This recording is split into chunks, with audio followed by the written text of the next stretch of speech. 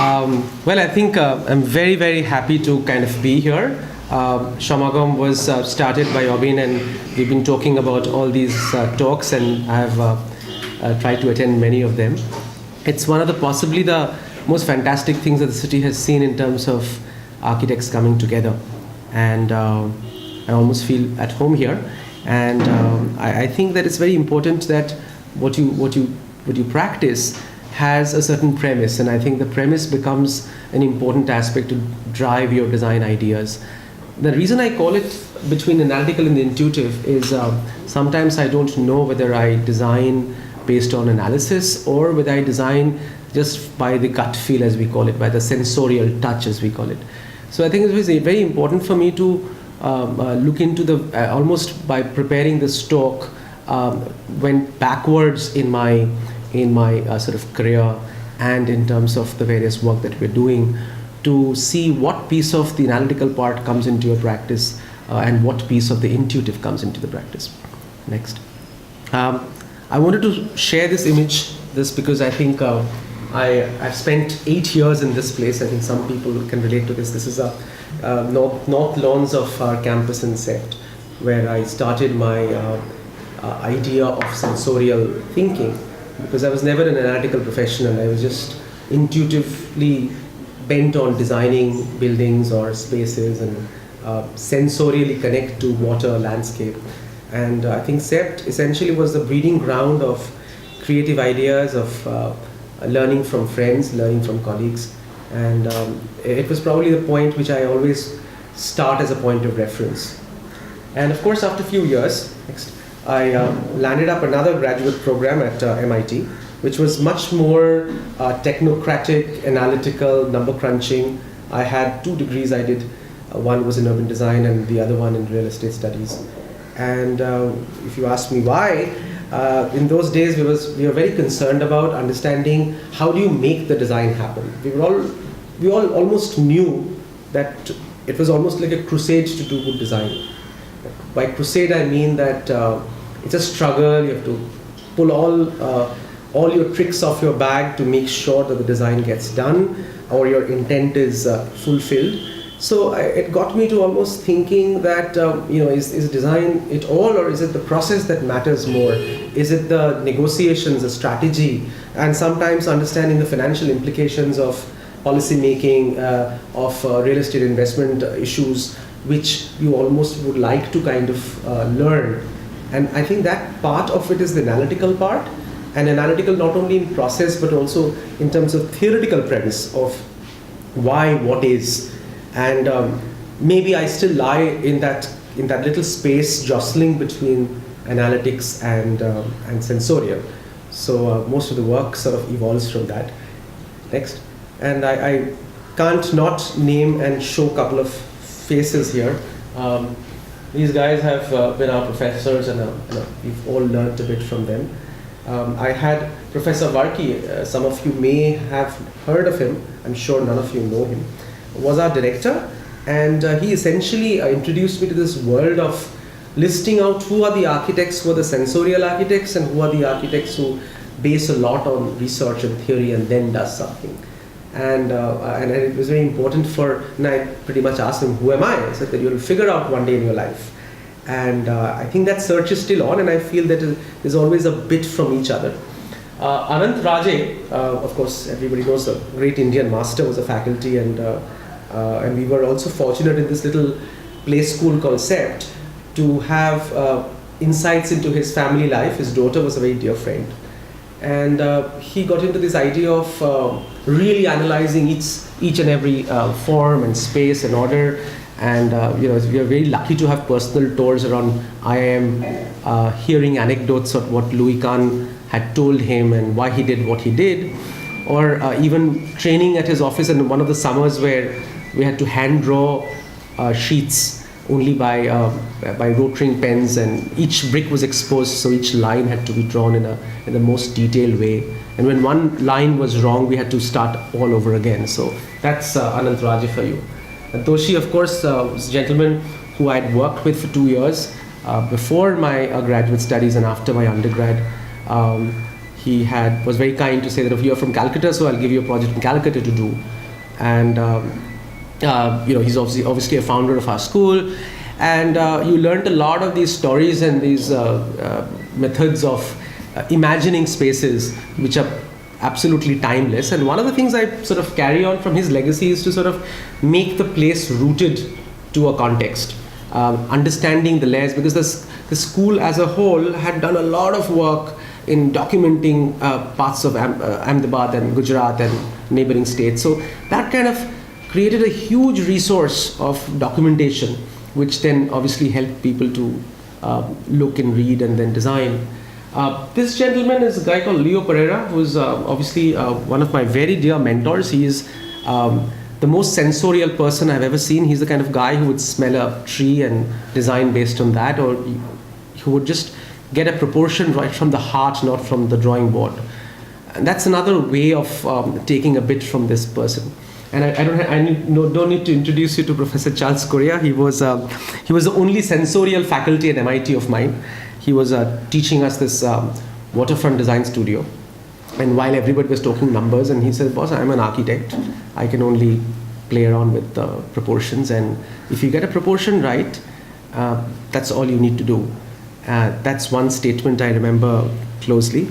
And Bimal Patel has been a mentor and friend, largely because of his initial years as a person who did research on urban design and real estate studies a lot.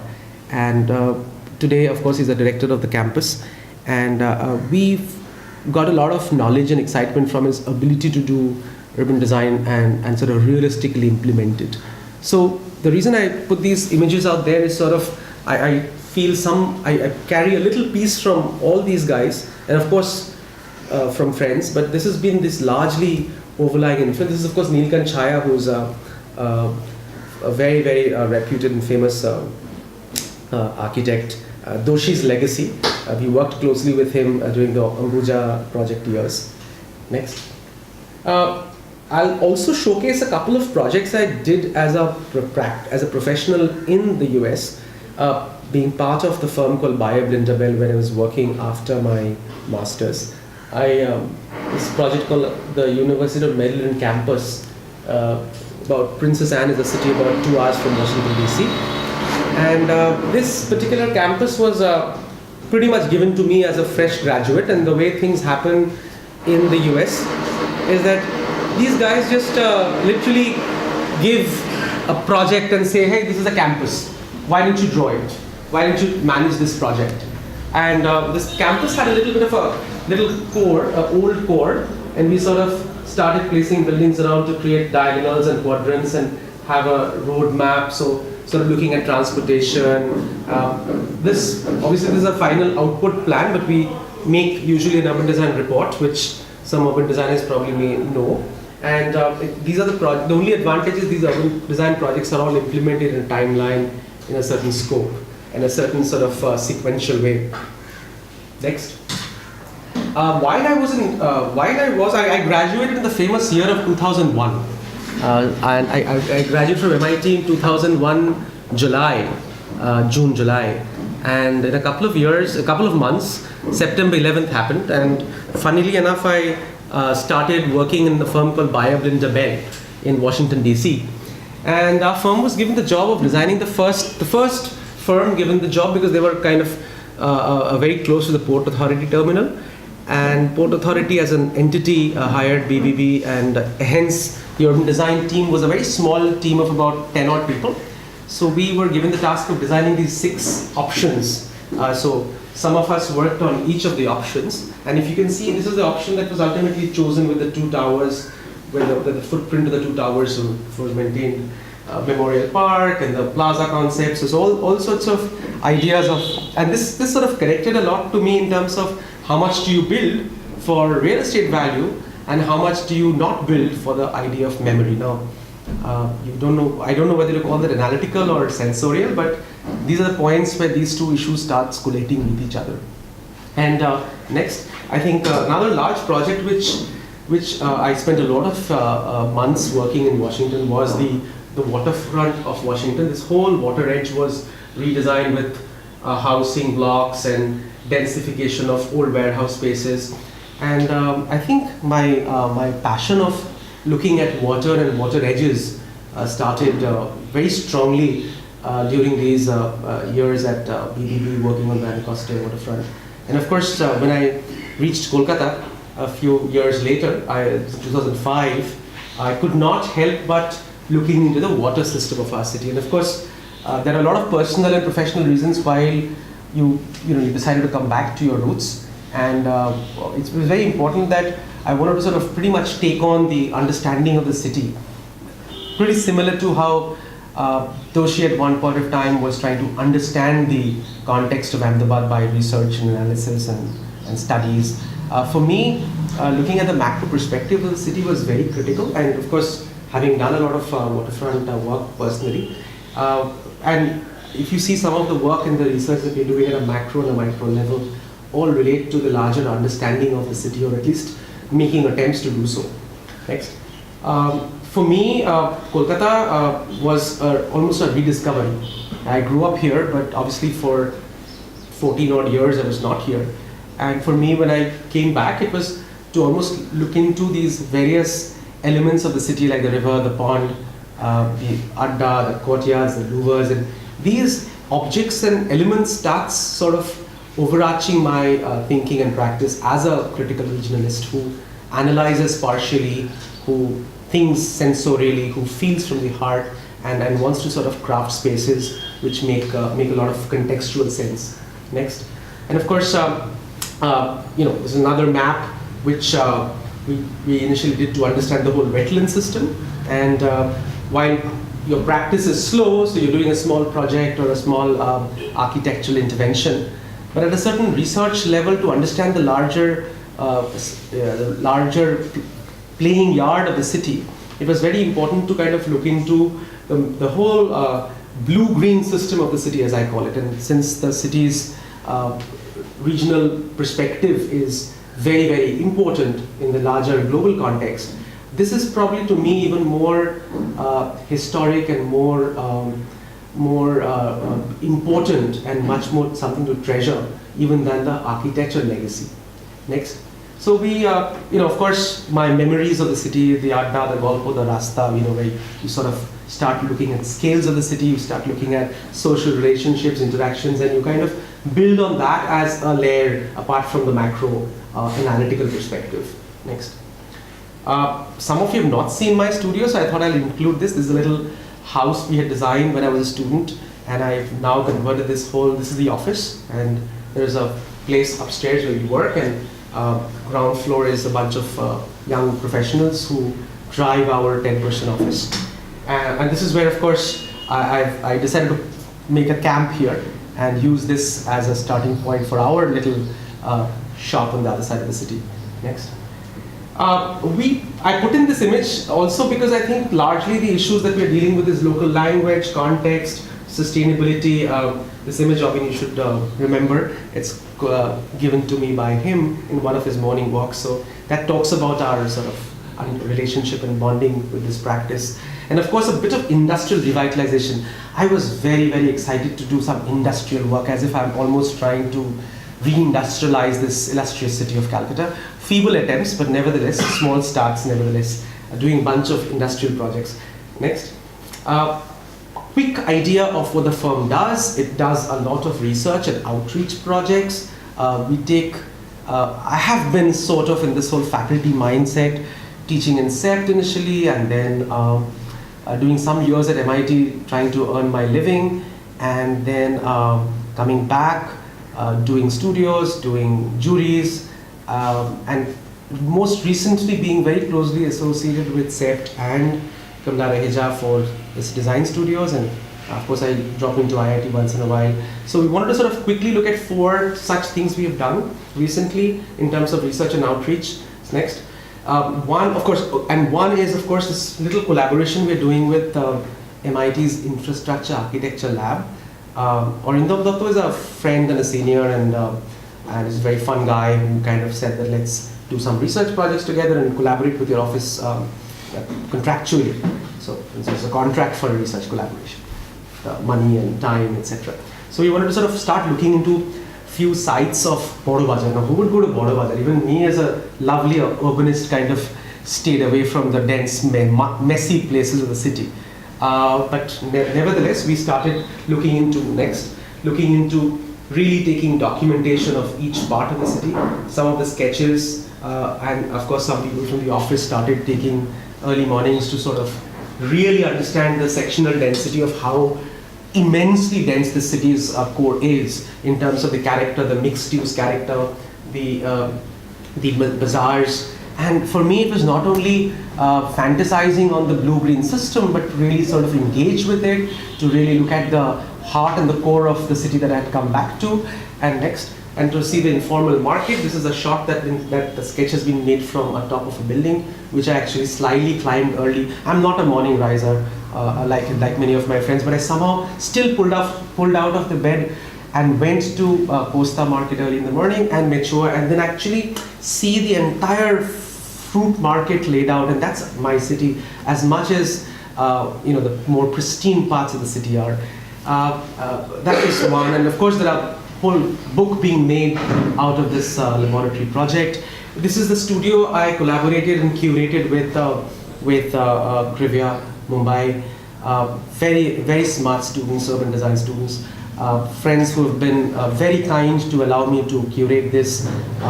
Samip's wife Ritu was one of the co-faculty members. Everybody's contribution is there, but I really encouraged Krivya to look in Kolkata. And look into Kolkata as in take a site in the northern quarter of the city where the canal meets the river, take a site next to the canal, take a site in the wetland, and take a site where the wetland sort of meets Sundarban, so to sort of start making an urban design proposal. The idea of all of this was some ideas could be generated at an academic level, which has very, very real implications. Next. So again, mapping the transformation of the city, mapping the level where the wetland transforms, understanding the lives of people who live within the wetland was another way of probably analyzing the context analytically and sensorially understanding the context for me. This whole effort of rediscovering my own city. Next. Again, a proposal made by the students on looking at how the waterfront would be, how canal fronts could be made, how connections could be made, etc., etc. So we took the case of course, Belegata Canal. Next. Another small charrette we did, we encouraged to work with Institute of Architects. Didn't find too many collaborators, but thought that some sites could be taken in certain parts of Newtown for really doing some urban design. Urban design largely forms a fairly unfulfilled desire at a macro implementation level, but at a certain level it also gives you the context of your reference of your design strategy. And maybe you just probably hit a couple of them in your lifetimes. Next. This is something I did in IIT last 2 weeks ago.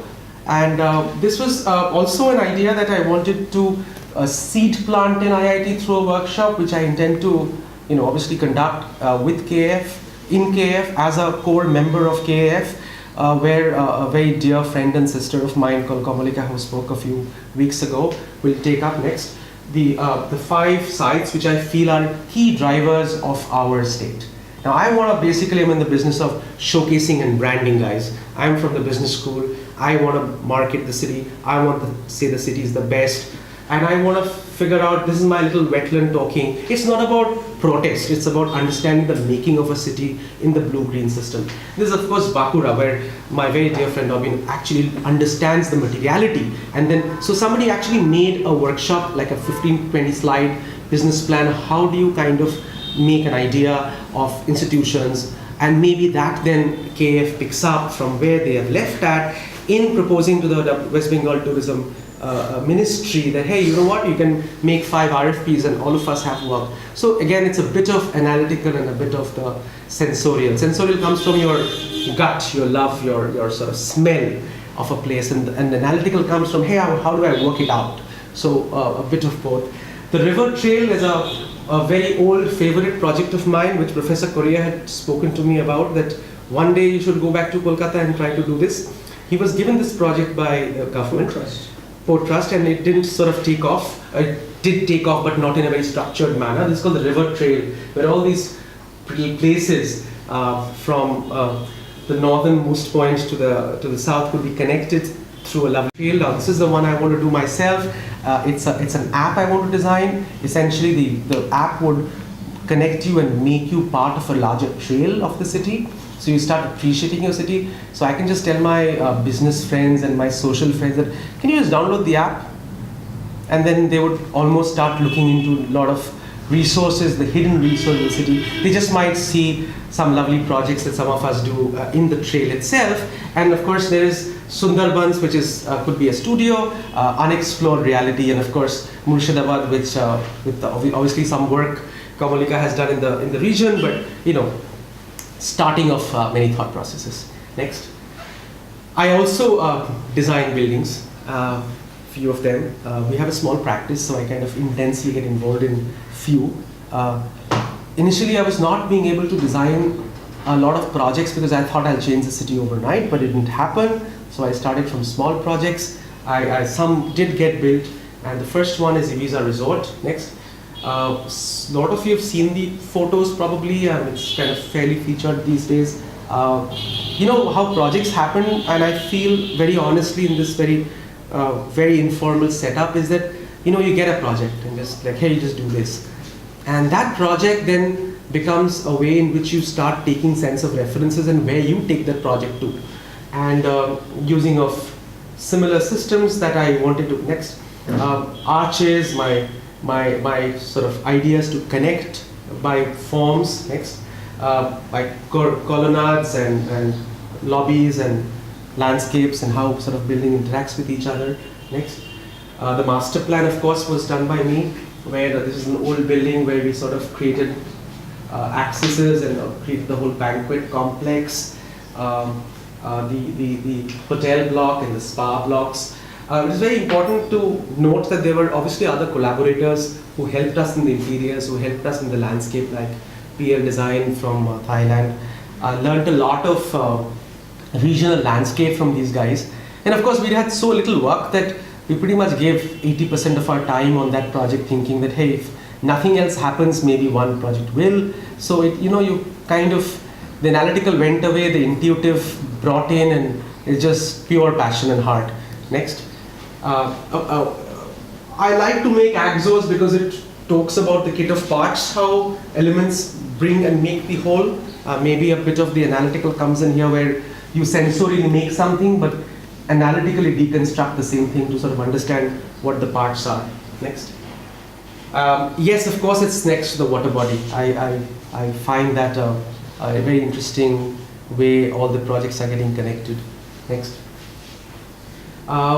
Yeah, it is a little different. I mean, I was never so much consciously working on a design style per se, but I realized that while my natural architectural style was evolving to be a contemporary tropical architect like many of us in our generation, but also another layer of understanding the classical component, and not, I was very scared that people started calling me Stern of Calcutta, but it's not really the case, but it's almost using certain elements which are or has a certain colonial direct influence, not abstraction as much, but yet at the same time making a resort be a little more juicy and more character driven. Next. So of course there was a certain way in which ceilings were designed, certain way the landscape was made. Next. And again, this is a project right across here. I think Rabindra Sarovar is a very important part of South Calcutta today. It is probably the most recognized water body in the city because of the economic segments and the social fabric that is around that. Of course, the clubs of Calcutta essentially is the heart and the social nodes of the city. And the socio-cultural nodes essentially then drive a certain character. There are many clubs, but this particular Bengal Rowing Club had a place where I could make an element which I call the bird wing canopy, name given by me only, where we were asked to just sort of make a plaza with a little bit of a small program of a glass enclosed restaurant. And if you see, I actually sat in one of my early mornings and around this Rabindra Sarovar, but I've obviously also spent my childhood years walking and jogging, that you see a lot of birds still actually, and these birds and the landscape and the flora fauna is kind of quite interesting. So next. So I think we kind of, I saw myself really making these curves and making these steel trusses, and this is essentially a system which is cantilevered on two sides, and this yellow thingy is a Virendial girder, and the Virendial girder itself has the restaurant built within it, and there is a open plaza which I call the public space. As an urban designer, I mean I can't make big urban designs, but in little small ways it's got a certain urban sensitivity. And next, and we kind of made this thing happen, and that's how it looks right now. There's a glass box which obviously people want to see the outside but still be within air-conditioned confines. So just go back 1 second. So yeah, I mean, there's this plaza, and this is the old building which was revitalized by me a couple of years ago, and this is the new bird bean canopy. This is the overall pool side. Next, and this is how the inside looks. It's fine dining with pizzas and with water on one side and the lawn on the other side. It's kind of nice. I think it's the whole thing is of course the truss. Next, and it's how it looks at night. Quite simple. I mean, I'm not a very big interior specialist, but wanted to make it quite candid, in which how the flooring and the ceiling would meet. Next, yeah, and this is how it starts looking at night. It's still every day something happens because it's a club, so people use the space differently. I'm yet to take those photographs you were talking about, I mean, with a lot of people, but I just thought that this is one little contribution I did where I felt that maybe the analytical and intuitive just comes together somewhere. Next. That's the plaza on the other end. Next. That's a little green edge so that you can feel the green. I wanted to put chapa and belpul so you can smell also, but I mean that's still on the works. Because I think for me, that feel of wholeness when you not only see visually in scale, but you smell and you touch and you sense the place as a very humane zone is very important. As much as you analyze analytically the city's fabric and density and all sorts of stuff. So it's a kind of a two-way process in my mind, which is constantly at work. Next. This is of course the resurrection of the Art Deco. Art Deco is a very interesting layer in our history, which is not really looked into in that sense. Particularly in Kolkata and Bombay, this is a very strong layer. So we sort of this whole transformation where we just kept the classic elements and clean things up a little bit. And well, clean things up is very hard, right? So it's just not so easy. It's services, it's measure drawing, it's my own way of doing conservation without being a conservationist. So I keep calling my friends and say, hey, I hope I'm doing okay. Next. Some places, of course, screened and vertical service lines, etc. Next. I also wanted to put a little bit of Art Deco buildings, just images, just to sort of tell you that Art Deco is very, very critical in this layer of the city. You find a lot of buildings on Sadla Avenue which are Art Deco, and somewhere it sort of needs to be highlighted. I did in one little drum, so much to be done. Next. This is one of my earlier projects. I kept telling my friends, Joey or Obin, that this project happened because I guess people are not looking too hard on it. It just happened on the side. And I was very, very dying to make a built work happen. And all these little master plans and paper projects were falling apart. I was getting paid, of course, but hey, nothing was getting built. So for me, Nirvana as a project, the name was given by me also because I felt this was my own Nirvana. And I think where you had a courtyard with about 104 units on all sides. Next. Again, the sense of courtyards. I mean, the brief was, I want 104 units to big jayega. So I said, fine.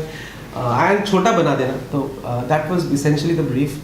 And so I did studios. I asked a few struggling lawyers and doctors were my friends in that আমি তো এত বড় বাড়ি কখনো 25 লাখ টাকায় কিনতে পারবো না, so I would like to just buy something so 10-12 lakh mein aa jayega. So that kind of approach. So we made studios which could be made into a ticket size. Next. And then we have a large bridge, which is essentially the seating space, and all these units sort of largely look into the courtyard. Next. And then this is again my little broken axos with planters and slats and vertical louvers and balconies, and which sort of make the project essentially. Next. And my Adda zones, so that again I thought that this is my last project, so I thought maybe I should make a place where I can chill out there and have an Adda in these little canopies. And yeah, I think it's these trees grow and it's almost these little love nests in the corner. Next. This is how the building looks about a year ago. Next. The arrival loggias. And of course this building has actually this is a deck, which is at the first floor level. So you actually have the parking in the ground floor. Next. A villa of a friend. Idea of making canopies, and when you make a building sit in a street in Calcutta, you obviously have the context you have to deal with, which is not necessarily great, but essentially it still has the edge of a street, so this pops out a little bit. And slats and large eaves. Next. We got a little inspired from these horizontal elements, these chhajas as I call it, are long chhajas which are very, very derived element from Rajasthani architecture. And in the nationalist school of architecture, Vidhan Saudha and Shantiniketan and other places, you will see long chhajas. These long chhajas is something I've really taken a fancy for. And I think it's sort of becoming, if I say in my stylistic element somewhere, where I would really cover it, where there is no monsoon rains and there is a complete sense of enjoying the outside, sitting in a semi-open space. Next. And so this is the kind of initial sketches of the open and the void. Next. And you kind of have this whole graphic where we made an owl, because my client is a friend who is a financial analyst, so he said let there be an owl in the terrace, so it will always protect us from financial ideas. Next. This is how it looks. Yeah. I partied a lot here, so that's almost a second home. Next. Yeah, so this is essentially a G+2 house, a simple family home. The wife's a doctor, the husband is a financial analyst. They wanted the lower floor for possibly their clinic later on, and the upper 2 floors for themselves, and a terrace to entertain. And the terrace becomes then an important aspect. Next. Feature of the whole life, because that forms the living room of the house almost these days, particularly in this weather. Next. This is one of my earlier projects. Just when I was settling in, we were asked to make an apartment next to the Bardhaman Road Rajbari. Next. So we were, the inspirations at that stage obviously was the old colonial architecture. Next.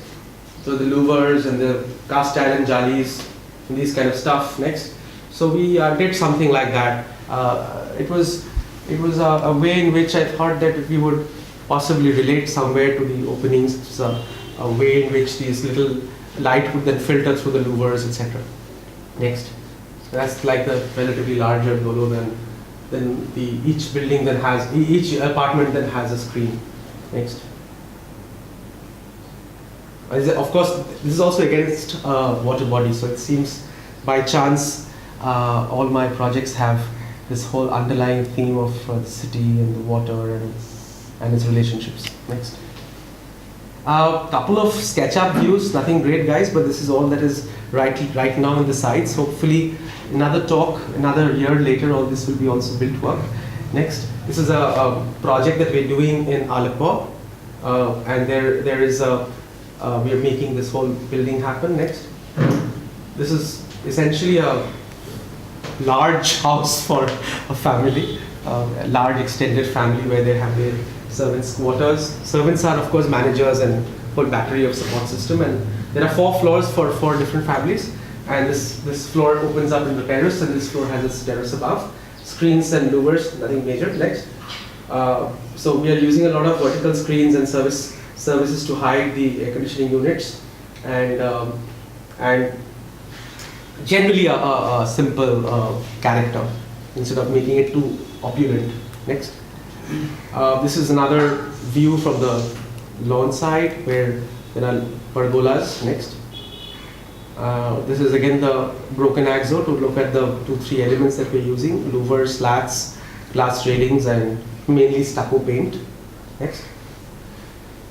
This project is almost done. I mean, it'll take another few months. The Bhavani Political Society is a very important building in South Calcutta institutionally. The architectural qualities of the building is nothing to write home about. And they wanted to sort of rebrand their whole building with their common spaces and facade and its public amenities like arrivals and auditoriums, etc. So we wanted to make sure that with screens and jalis and scale breakers, one could create some sort of an architectural character. Next. So this is how it looked, and I didn't know where to start from because it didn't have much of a base to refer it to. But we thought that let's start fixing the services to begin with. Next.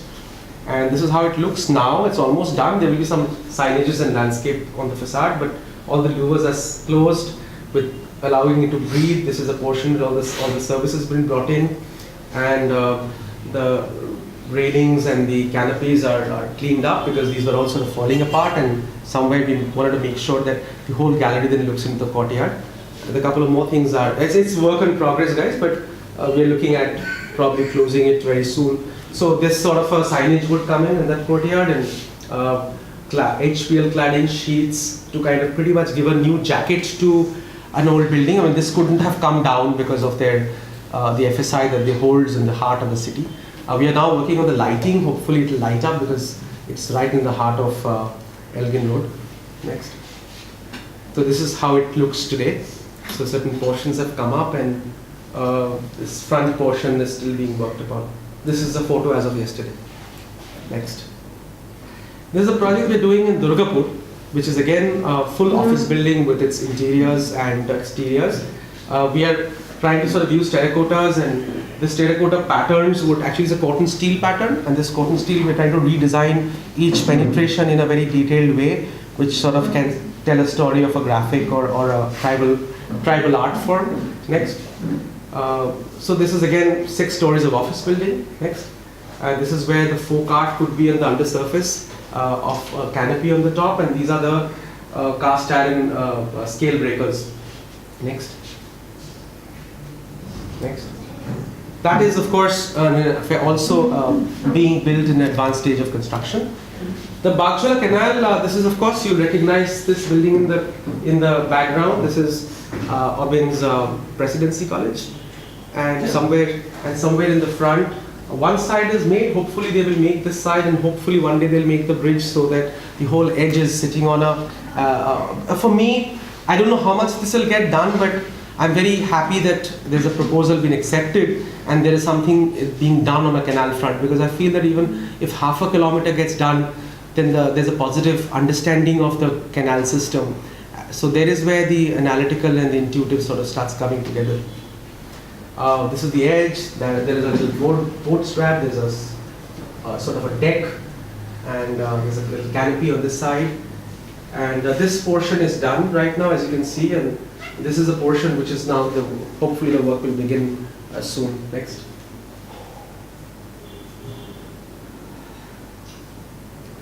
Next. Another project we're doing in Barashat is there's a pukur called the Hati Pukur, which is in the heart of the city. It's got a lot of industrial, a lot of commercial and institutional facilities all around. So it was very important that this central part gets revitalized as an important space. Next.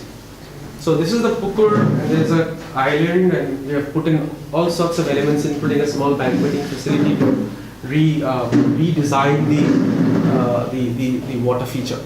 Next. And of course put in a new bridge, made a little tensile structure which would be the cafe. This has gone into tenders, but we are still hoping that it will take off soon. You know how things are with government, so we need a bit of time to build that. Next. 2 projects nobody has seen. These are projects that we lost as competition entries. One is the Vishwabharati Twin Museum, which was lost sometimes this time last year, and the sensory park was also lost a few months ago. So they are lost children. They are very dear projects of ours, which didn't see the light of day and never will. But I thought it's important to kind of as we are showcasing our being built projects, the few unbuilt needs to sort of, there's a little Vishwabharati Twin Museum project we did. It talks about the source of life and the source of life remaining constant. So that was a sort of a philosophy. It didn't happen, but I'm sure you'll see the egg somewhere, someday in some work of mine. Next. I think that's pretty much it. There's an information center. You can see the egg in the background. Yeah, that's pretty much it.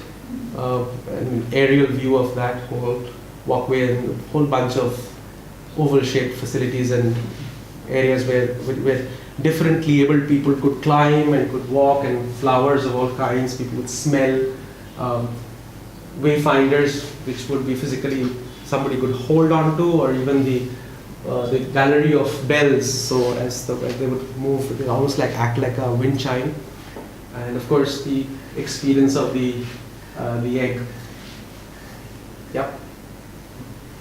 Yeah. So when the work goes on, this is hopefully some of the built work will come about soon, as along with the research. But I guess what I was trying to say essentially is the built form and the research and the analytical aspect of the research, the not so research-centric sensorial thinking, all kind of probably plays a very important role in my life and my small firm. And I think essentially all of this attempts to then make a statement of transforming places, keeping the rootedness of the place intact. So that's it. Thank you.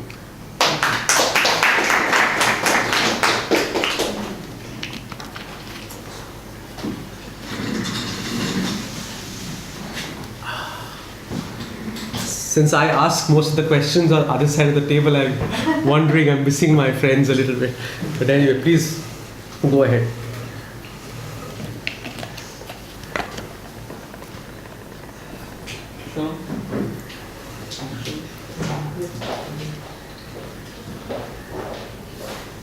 I don't have a question, it's more of a curiosity. You spoke about one of your professors who would smell a tree and design around it. I can't begin to fathom how that process would work.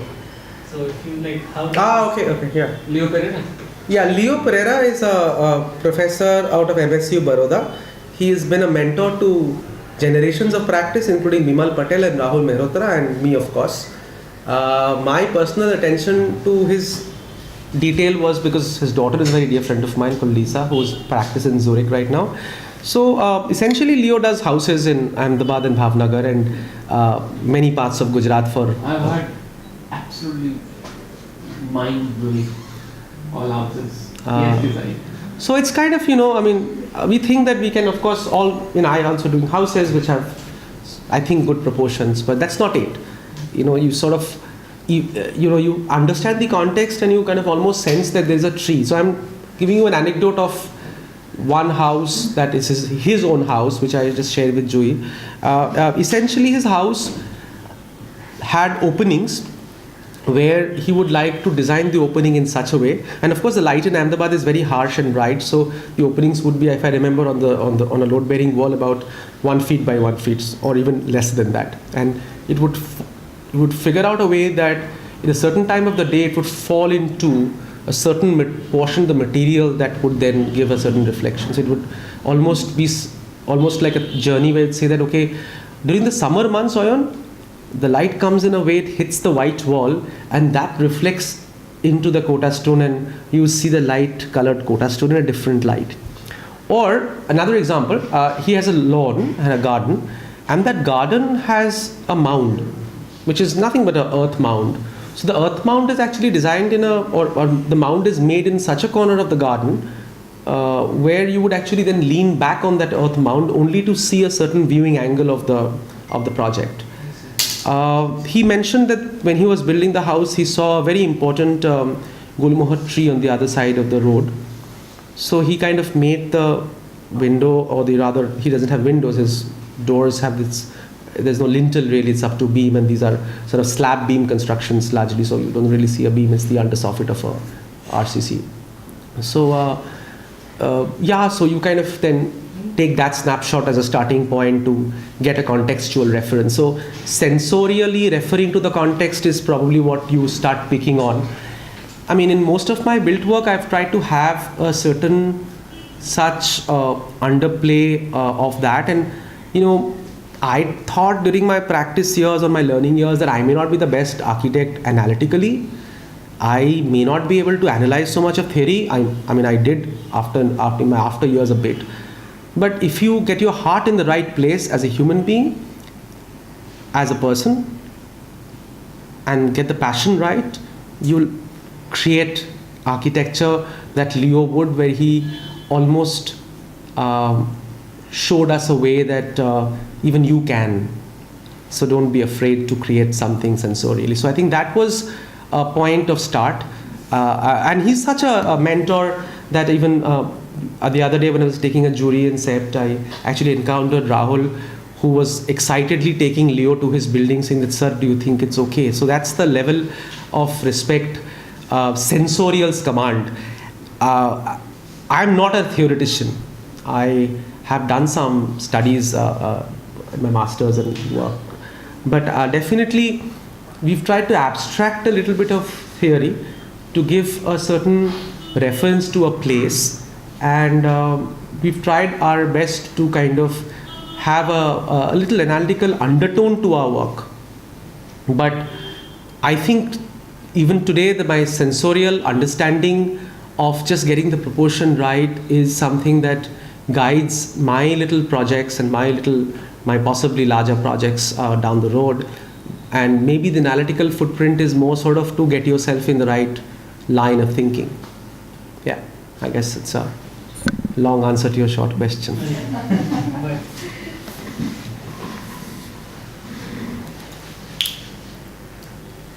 I had one question. Like, you had shown some very interesting projects in Newtown. Like, because I've been staying in Newtown since I came back to Kolkata. So every day I observe like how that city, which is like a structure in a plan, now things have been added. So what would you like to comment about the operational aspect of Newtown? Like, because little bit things have been added right now. They are making some of the parks. They have excellent green connection in the plan, which I see on Google. But how that is being manifested and the networks and connections. I mean, I think I had basically my first interaction with Newtown was where I kind of decided to drive the urban design hackathon. It largely got out of a desire to do certain urban design projects, at least on paper, even before, because nothing was happening in urban design anywhere. So we just fine, let's do something about it. So we had the collaboration and the support of Indian Institute of Architects to make a little 2-night workshop. What I thought was that there were people who were a little interested to even begin thinking about something. I mean, of course, in the typical Kolkata style, there is a sensitivity that etao hobe na, etao chhede din, eta hole hote pare kind of an approach. But having said that, one positivity is the fact that there is a certain competition or a certain way in which Newtown is thinking about its approach. Definitely the canal front fell into my lap because I had designed that and I took permission from the IIA chapter to kind of do it. Fees are more like an honorarium rather than a fees, but nevertheless, but I thought that there will be some degree of intervention at a certain level. I think so if you start putting up, even if, well, sorry to be cynical, but even 50% of each thought process, if it comes together, it still might paint a kind of a more directed picture. And in my ability and my intent to market Kolkata as a member of the fraternity, as a member of KAF, as a member of the core think tank of architectural future of the city, is to essentially say that the elements of the city, the ecological footprint of the city is far more robust than the Mithi River problems or the Chennai problem. And while every city has a great resource, our city probably still has an element which we can still resurrect. It's not too far down. I mean, it's clogged, it's dirty, it's got kind of issues in social issues. But in terms of the environmental context, I felt that probably Newtown is lying in that hinge between the wetland and Sundarban, cutting canals going through it.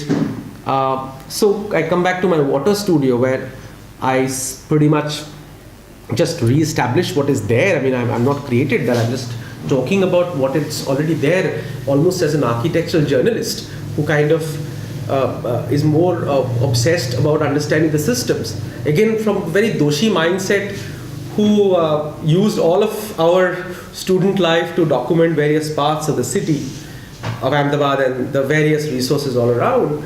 Our city is not documented to that extent, unfortunately, as yet. And of course, I'm sure through KF's initiatives and others, we would be able to document a few of them. I'm not so much sure about where to value architectural history here. There are a few good Art Deco buildings, there are a few. I mean, we want to break it down, we want to clean it up. But the real projects which I think of national importance, more than 5 old buildings of Calcutta, is probably the interesting fabric of the city and probably the whole ecological network of the city. So me personally, these are the 2 most important points of reference for our practices resurrection. We'll obviously make that one project will be the facade development project, and that one project which is a little high-end villa for a rich man, which will obviously happen. But somewhere there is a whole larger agenda which I think this, the analytics of the systems of operation may follow. And this analytical system is there in all cities. I mean, in our case, I'm trying to resurrect that. And in Newtown, bits of this is happening. Again, how much you can resurrect that fundamental thing is critical. The aesthetics are not necessarily the best to write home about, but I think the rest of it is strong. No, why I was asking this because I stay in a small block in Newtown and we have a society, like a block community. So we write to HITCO for regarding issues like which we feel. So I was wondering, like as an urban designer, that these kind of bodies can be used or brought into the process where through them things can be communicated, or some of the ideas can be first presented to them, or engage them, engage these groups. So how do you see that? At what point we can? HITCO. It is possible. There's a group who will talk to you. I think HITCO is very organized in that sense. The only downside is that it's very organized, so it kind of knows its answers itself. And somewhere I think the city. I mean, I would probably be more excited to look into a Barakpur municipality's support system, or Ashberia municipalities, because there are many such lovely places where we don't have a very powerful body. Sometimes a powerful body tends to direct and have its own agenda. You can go and maybe 2 out of your 10 points will be addressed. But I just feel that, somebody told me it's lovely to be second. When you become second somewhere, it's always good because you're there but you're not there, and which makes you drive forward. And it's very important. I mean, I've come second most of the time in my life, but it's important that it makes you drive to that next point in a much more stronger way.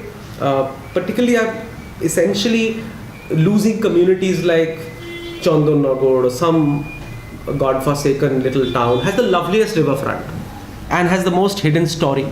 These stories need to be told. These stories need to come in front, because I've seen Pittsburgh, where I worked for a year, part of the Bible Bell team, that these communities have stories, and that's where my urban branding idea comes in, that you see sort of tell stories to make sometimes stories are manufactured also, by the way, but at the same time it kind of gets into amazing folklore. Yeah, like a fort. Yeah, like a fort. I mean, it's just a story that has become urban legend. Yeah. About the Bada Bazaar, that documentation, is it just a documentation right now, or are there solutions too? No, we're not trying to make solutions. I mean, it's part of a little larger project where IAL is documenting 3 such urban markets: Thal Gadwar, Chandni Chowk in Delhi, and Bada Bazaar, as a parity of understanding these places of transactional retail in the city, in Indian context. Also, we were given a lot of reference to study the Kowloon housing, which was done by as a sketch, an axonometric sketch where the density was mapped in a very interesting architectural way before Kowloon was damaged. So I think here the initial part of the project is obviously to, along with these photos and along with these sketches, there are a lot of write-up about the history of such places, which is being done by others. And somebody is also mapping the entire ecosystem of Bada Bazar as a full district within, because Bada Bazar actually has it's the economic engine of the city. What happens is if you stop Bada Bazar, the whole city will shut down, and which is there in many Indian cities. Strangely, there is this one little bazaar. Now, because the whole wholesale comes there and then gets distributed, it's the stopping point of channel. And the reason the Bada Bazar project came about is more sort of to look into how the riverfront transportation problem could be solved through ro-ros or through ferry movement. So then the lorries will not come into the city, and then that will create decongestion, and that would have a much better impact. So that was the larger premise of the project. That because it's actually a place where nobody can. It's horrible in its physical and its experiential quality. So it was very difficult for getting office people to kind of actually go and sketch unless the boss goes early in the morning and starts sketching people selling oranges. But it's very interesting also because you can do it a couple of times, but you have zones where oranges are sold, there's a zone where apples are sold, there is a zone where only achar is sold, and there's a mapping trying to be done where you almost map this unique setup of the city. So it is not only mapping water systems and making good looking waterfronts, it is not only trying to do good looking resorts and houses or facade development projects, but it is also a bit of the understanding and mapping the organogram of a city, which is the way the city works. Things coming in, things going out, figuring out where what is being made. So yeah, it's part of a book actually, which being written by MIT.